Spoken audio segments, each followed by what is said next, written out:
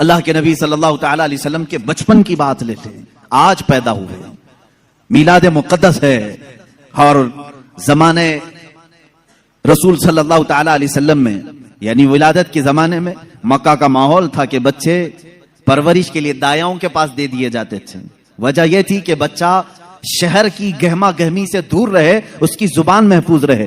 دیہات والوں کی زبانیں وہاں اچھی ہوتی تھیں، عربی، اور شہر میں ہوتا یہ تھا کہ ہر جگہ کے لوگ مکہ میں آتے تھے، مکس نہ ہو جائے، تو مکہ والے خاص طور پر اپنے بچوں کی زبان کی حفاظت کے لیے شروع کے چند دن کسی دایا کے پاس رکھتے تھے۔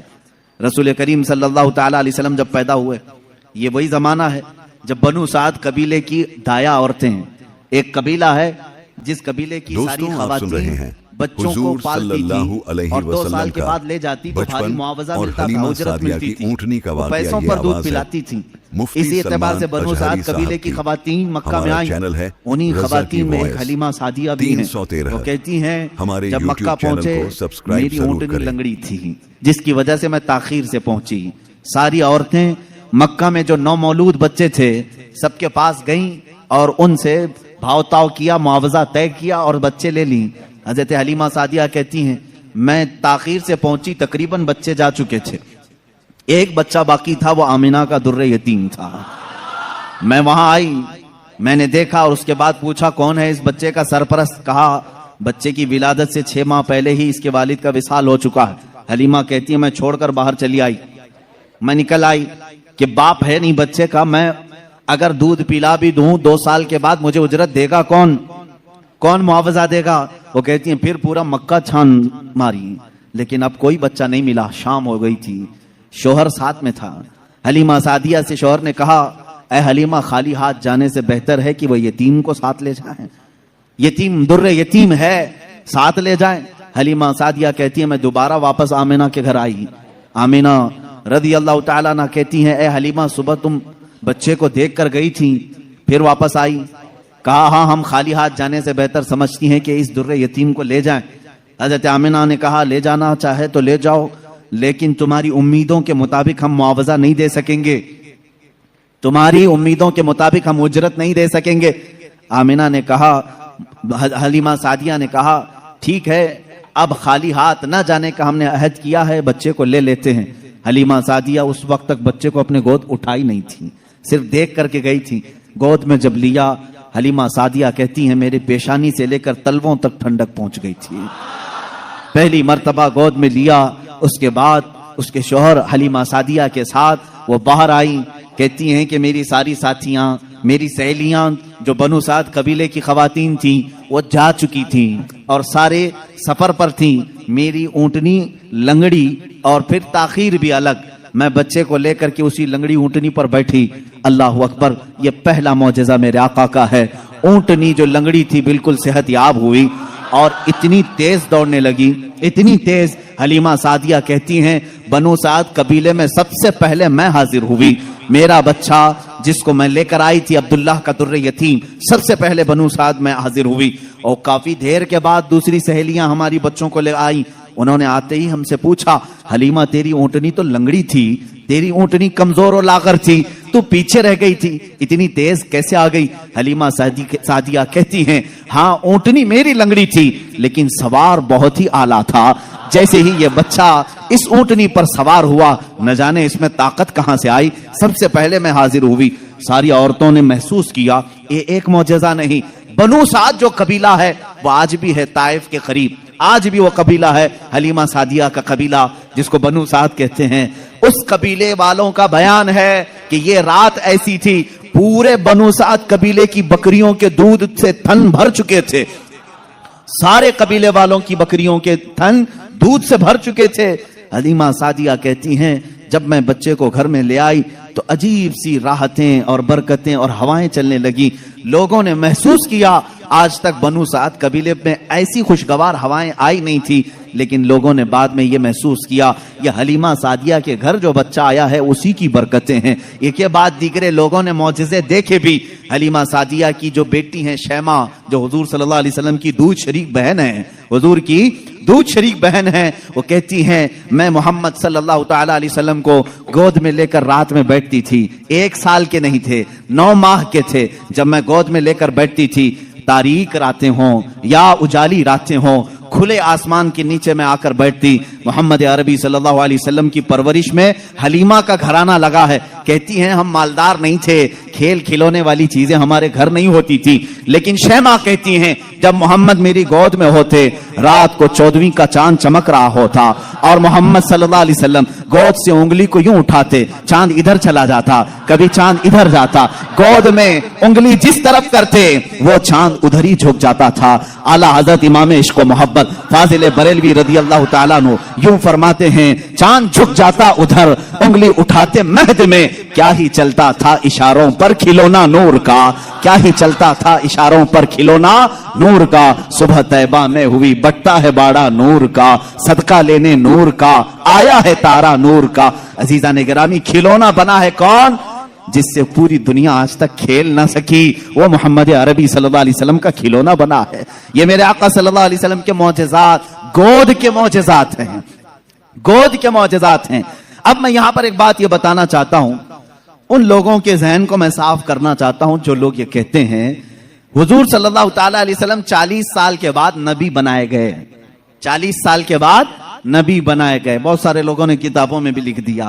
मेरे अजीज, बात को समझा करो, नबी बनाए गए ये जुमला तवज्जो, और हमारा अकीदा ये है 40 साल के बाद हुजूर ने अपने नबी होने का ऐलान फरमाया। नबी बनाए गए अलग चीज है, वो नबी कब बनाए गए थे ये खुद रसूल पाक से पूछो, आप कब नबी बनाए गए थे? इनकी किताबों से नहीं पूछेंगे, हम हुजूर से पूछते हैं। मेरे आका फरमाते हैं कुन्तु नबिय्यन व आदम बैनल माइ वत्तीन, मैं तो उस वक्त भी नबी था जब आदम को पानी और मिट्टी में गूंधा जा रहा था। आदम अलैहिस्सलाम के खमीर को गूंधा जा रहा था, उस वक्त भी मैं नबी था। ये अल्लाह के हबीब सल्लल्लाहु अलैहि वसल्लम ने फरमाया। और ये लोग कहते हैं 40 साल के बाद नबी बनाए गए। अच्छा चलो ठीक है, इस हदीस को अगर नहीं मानते, मौजज़ा कब दिया जाता है? मौजज़ा कब दिया जाता है? जब नबी अपनी नबूवत को जाहिर कर दे, उसे लोगों को कायल करना रहता है, ईमान की तरफ बुलाना होता है, अपनी हक्कानियत की दलील पेश करनी होती है, तब नबी मौजज़ा दिखाएगा।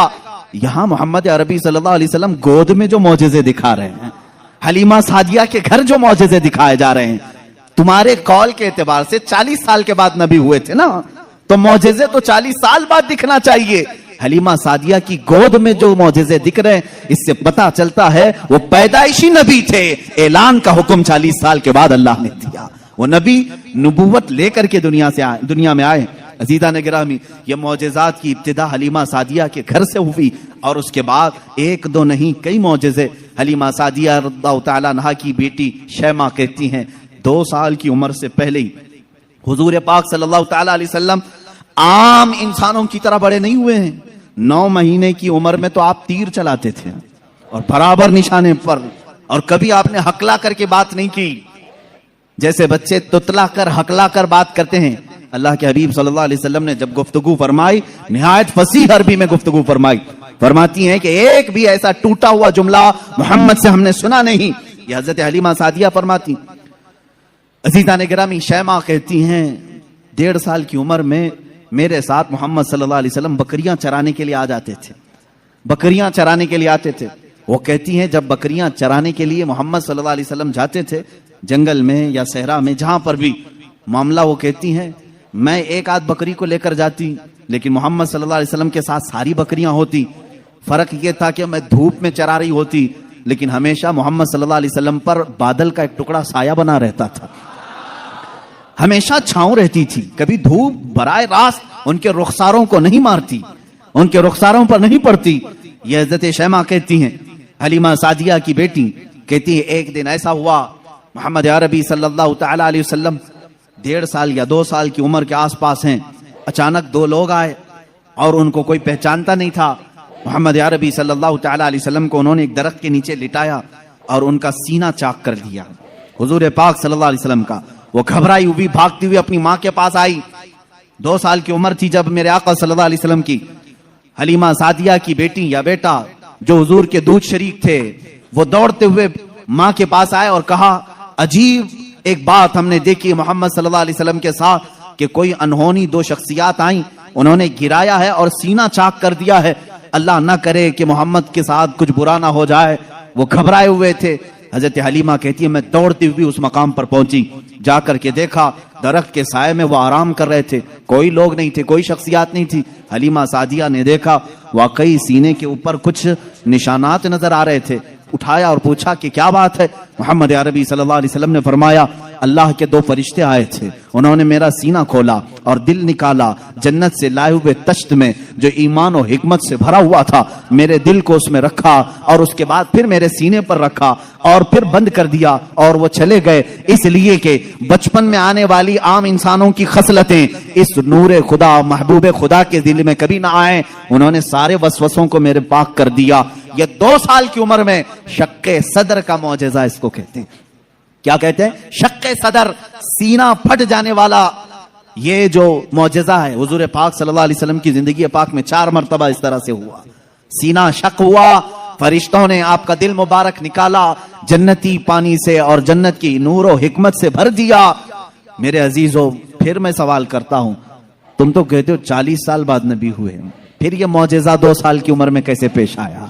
معجزہ نبوت کے بعد ملنا چاہیے، نبی ہونے والا اپنی نبوت کی دلیل کے لیے لوگوں کے سامنے معجزہ پیش کرتا ہے۔ یہ تو میں نے بچپن کے وہ حالات بتائے، میرے آقا صلی اللہ تعالیٰ علیہ وسلم کے ان حالات کو دیکھ کر حلیمہ سعدیہ گھبرا گئیں اور پھر واپس وہ مکہ لے کر کے آئیں۔ اللہ کے حبیب صلی اللہ تعالیٰ علیہ وسلم حضرت آمینہ کے گھر رہے۔ یہاں کے جو آپ کی زندگی پاک کے ایام ہیں وہ پھر اگلے کسی موضوع پر میں عرض کروں گا، آج معجزات مصطفیٰ ہمارا موضوع سخن ہے۔ اللہ کے نبی صلی اللہ تعالیٰ علیہ وسلم کے کمالات اور معجزات بیان سے باہر ہیں، بیان سے باہر ہیں۔ کس چیز میں آپ نے معجزہ نہیں دکھایا؟ درختوں میں ہو، پتھروں میں ہو، جانوروں میں ہو، پرندوں میں ہو، مردوں میں ہو، آسمان کے تاروں، چاند، سورج میں ہو، کس چیز میں معجزے میرے آقا کے نہیں ہیں؟ ہر چیز میں۔ اور رزق میں وسعت اور برکت کے اتنے معجزے ہیں کہ پوری کتاب اس پر لکھی گئی۔ رزق میں برکت اور وسعت، اللہ کے نبی صلی اللہ تعالیٰ علیہ وسلم نے جس چیز کو تناول فرمایا اور کسی کو دے دیا وہ ختم ہی نہیں ہوتی۔ یہ معجزہ ایک بار نہیں کئی بار پیش آیا، کئی بار پیش آیا۔ حضرت عمر فاروق رضی اللہ تعالیٰ عنہ فرماتے ہیں ایک بار 440 لوگ آئے، 440 لوگ حضور صلی اللہ تعالیٰ علیہ وسلم کے پاس آ کر کے انہوں نے کہا ہماری مہمان نوازی کریں۔ رسول کریم صلی اللہ تعالیٰ علیہ وسلم نے فرمایا عمر ان کو کھلاؤ۔ حضرت عمر نے کہا آقا میرے پاس ایک ہی آدمی کا کھانا ہے، ایک آدمی، یہ 440 ہیں۔ رسول کریم صلی اللہ تعالیٰ علیہ وسلم نے ایک کھجور انہیں دی اور فرمایا جاؤ جتنا کھانا ہے اسی میں سے کھلاؤ۔ حضرت عمر کہتے ہیں میں لے گیا، 440 لوگ کھاتے رہے، میرا کھانا ختم ہی نہیں ہوا۔ وہ کھا کر چلے بھی گئے، میرا گھر پورا کھا لیا، پھر بھی کھانا باقی رہا۔ یہ رزق میں برکت اور وسعت کے ایک نہیں بے شمار معجزے ہیں میرے آقا کے۔ صلح حدیبیہ کے موقع پر مکہ مکرمہ جا رہے تھے عمرہ کی نیت سے، حضور اکرم صلی اللہ تعالیٰ علیہ وسلم، مکہ والوں نے بیچ راستے میں روک لیا تھا، اور اس کے بعد ایک وقت ایسا آیا کہ لوگوں کے پاس پانی ختم ہو گیا، پانی نہیں تھا، اور ایک کنواں قریب میں تھا وہ بھی سوکھ چکا تھا۔ وہ کنواں آج بھی مکہ میں موجود ہے، ہم نے اس کی زیارت کی ہے۔ آپ ان سعودیوں نے 4 سال پہلے شاید ایک کمپنی کو ٹھیکے میں دے دیا اور اس کمپنی کے انڈر اب وہ کنواں ہے، ابھی اسے ختم نہیں کیا گیا، تقریباً 14 صدیوں پرانا کنواں آج بھی موجود ہے۔ وہ سوکھا ہوا بالکل سوکھ چکا تھا۔ حضور پاک صلی اللہ تعالیٰ علیہ وسلم نے کلی فرمائی اور کہا اس کنویں میں ڈال دو۔ صحابہ کہتے ہیں ہم نے اس کنویں میں پانی ڈال دیا، تھوڑا سا کلی کا پانی تھا، کنواں لبالب بھر گیا، پانی سے اتنا بھرا کہ جتنے لوگ تھے سبوں نے اس کنویں سے پانی پیا بھی، وضو بھی کیا، جسے غسل کی حاجت تھی غسل کیا، اپنے جانوروں کو بھی پلایا۔ ایک صحابی سے پوچھا گیا آپ لوگ کتنے تھے اس وقت؟ وہ کہتے ہم 1400 لوگ تھے، لیکن میرا یقین ہے کہ اگر 1 لاکھ ہوتے تو بھی پانی کم نہ پڑتا۔ اور اس کے بعد وہ کنواں کبھی سوکھا نہیں، آج بھی پانی اس میں موجود ہے۔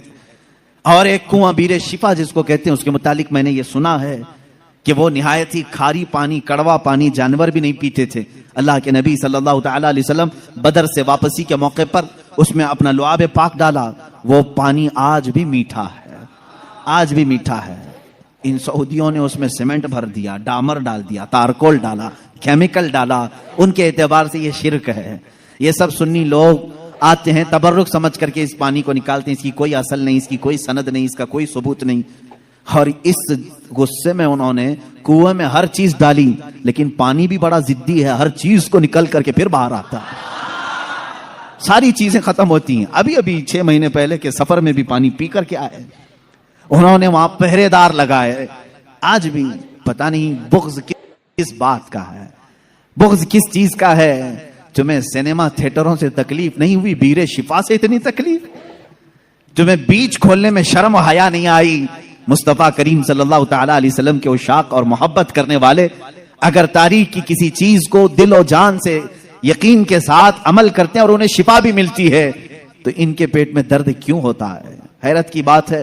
عزیزان گرامی وقار، ایک فارمولہ تو مجھے سمجھ میں آتا ہے، ہر آدمی اپنے بڑوں کی روش پر چلتا ہے، ہر آدمی اپنے آقاؤں کو ضرور خوش کرتا ہے۔ الحمدللہ ہم ان تبرکات پر مر مٹتے ہیں، جان دیتے ہیں، اس لیے کہ ہمارے آقاؤں کا تبرک ہے، اور یہ ہر اس چیز کو مٹانے کی کوشش کرتے ہیں اس لیے کہ یہ بھی اپنے آقاؤں کی نسل میں سے ہیں۔